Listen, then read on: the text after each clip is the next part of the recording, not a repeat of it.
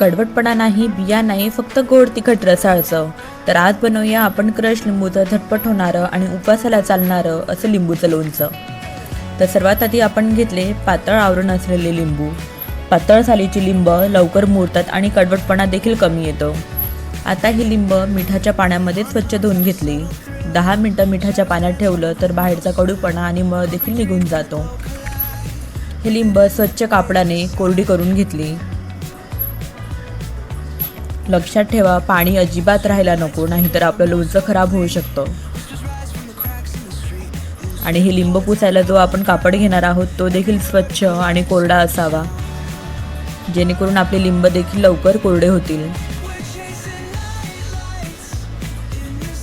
तर आता ह्या लिंबाचे मध्यम तुकडे करून घेतले आणि त्यातील बिया देखील मी पूर्ण काढून घेतलेल्या.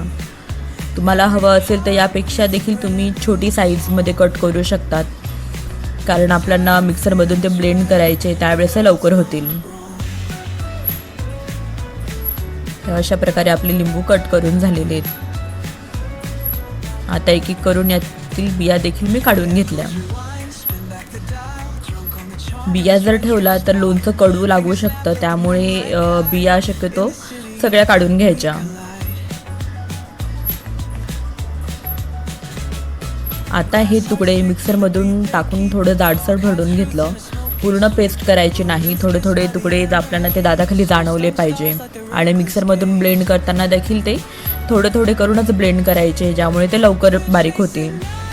तर तुम्ही बघू शकता की अगदी छान टेक्स्चर झालेलं आहे आपलं आणि अगदी जाडसर मस्त छान दिसत आहेत. आता ह्या मिश्रणामध्ये चवीनुसार मीठ घातलं आणि गूळ साधारणतः 4 कप घातला. तुम्हाला कमी गोड हवं असेल तर गूळ कमी करू शकतात. गूळ घालताना थोडा थोडा घाला आणि चव बघत ॲडजस्ट करा. तुम्हाला हवं असेल तर तुम्ही साखर देखील ॲड करू शकतात, पण मी ह्या ठिकाणी गूळ घेतलेला आहे. आता हे संपूर्ण मिश्रण गॅसवर ठेवून मंद आचेवरती शिजवून घेतलं. सुरुवातीला थोडं पातळ वाटेल, पण हळूहळू घट्ट व्हायला लागतं. हे अशा प्रकारे मिश्रण थोडं दाटसर झालं की त्यामध्ये आपण लाल तिखट घातलं. तिखट शेवटी घातलं तर रंग छान राहतो आणि चव पण ताजी ताजी राहते.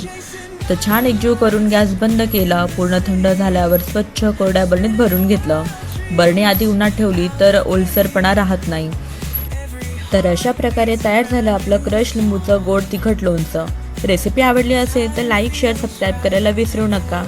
धन्यवाद.